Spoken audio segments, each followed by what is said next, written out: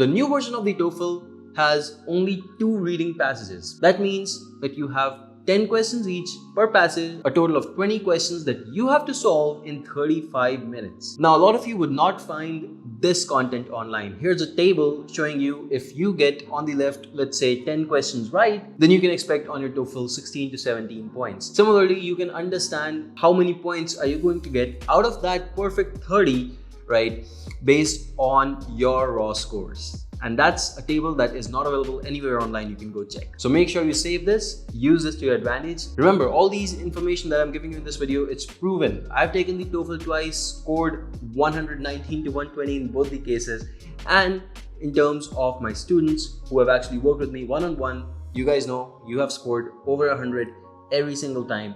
Thousands of you guys. Now, in this video, I'm going to give all of this information away for free. Now, before we begin with the tips and the strategies, let's talk about the TOEFL Go app. ETS, the creators of the TOEFL, have launched the TOEFL Go app on both mobile and desktop devices to help students like you prepare for the TOEFL on the go. This app allows you to practice and get feedback on all 4 sections, whether it's reading, listening, writing, or speaking. You're scored on the basis of an AI algorithm and offered coaching tips along with sample responses to improve your performance. Get the TOEFL Go app today from the link in my description and start your TOEFL preparation today itself. Now let's start with the tips and the strategies, the top 10 right over here, beginning now. The number one is to know the format of the test. You won't imagine how many times people have walked into that test center or taken the test online without actually studying the format. They think it's just a simple test. Yes, it is a simple test of English language, but you still need to know the format. What kind of questions are they going to ask you? Remember, the new TOEFL is now shorter. That's 2 hours long only. So you need to memorize the question types. You need to know how much time you have on an average per question. And you need to know the ordering of the questions. Now, the latest format of the test, complete test and solutions, I'm actually solving the whole test right there in front of you, is available in a TOEFL 1-hour crash course as well on this channel. If you're interested, make sure that you watch that. And if you'd like to take a complete new format based reading test, that's available on this video where I'm actually giving you a whole test of the reading section. That's the most updated one. And you can actually take that as well directly from the laptop on YouTube itself. Let's move on to point number 2, and that is to practice without the timer initially. Now, the reason I say that is when you're not using the timer, you don't really have that pressure. That means that you can actually focus on really learning and understanding the format of the test and really understand how to answer the test. And once you know these strategies, once you understand all of that, you can then move on with the timer, which will make your life a lot easier than just directly jumping onto the time mode.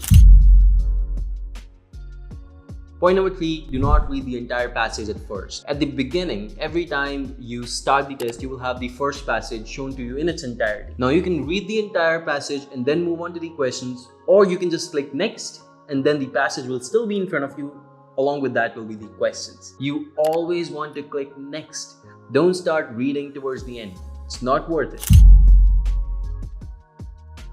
I'll give you a strategy, and that's my point number 4. Know the strategy. You start by reading the first question. You should have the question already in your mind as to what you're looking for. Otherwise, you're just reading the passage mindlessly. You don't really know what you need to search for. Then you start reading the passage, and once you get the answer, you stop right there. You mark the answer, you move on to the next question, you again read the next question, and then you continue right from where you left off. This is the exact strategy I've been using for years to ace the TOEFL reading section, and so have my clients.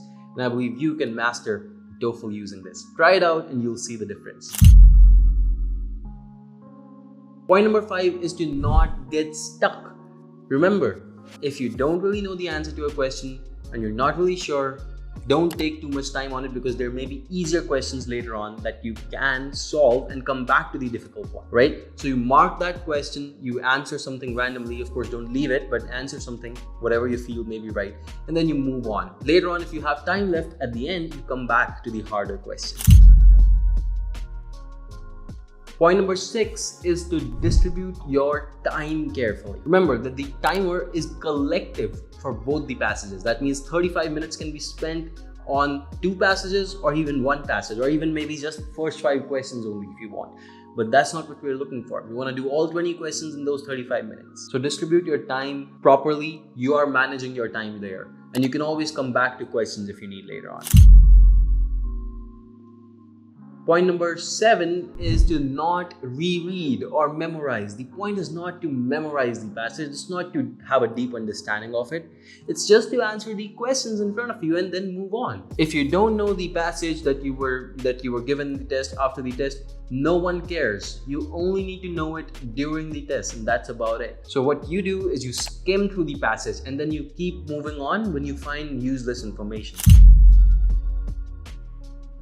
Point number 8, the questions are in order of the passage. So remember, when you see question number 1, it's usually from paragraph 1 or 2. Then question 2 is going to be from paragraph 2 or 3. Similarly, it's going to be always in order. It's not going to be that question 1 is from paragraph 8 and question 2 is from paragraph 1. Never.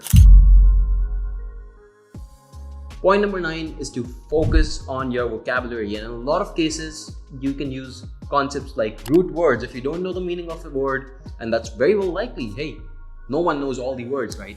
So it's okay if you don't.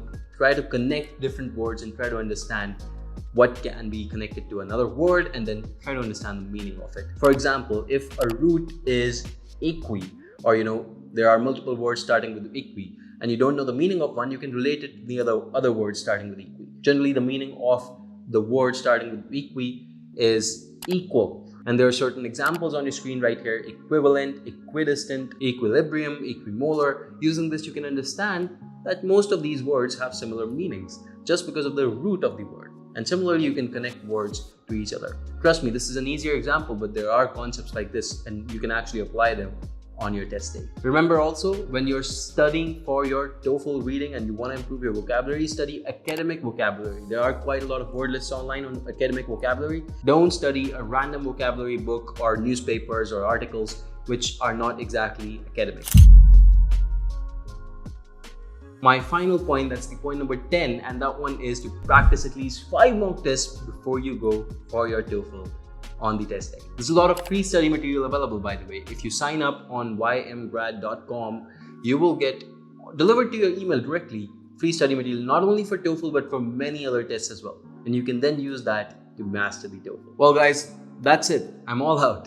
And now, if you like this video, subscribe to the channel, follow me on Instagram, and be in touch with me over WhatsApp if you'd like. My number is in the description. So if you have any issues, feel free to reach out. Thank you so much for watching, and I'll see you in the next one.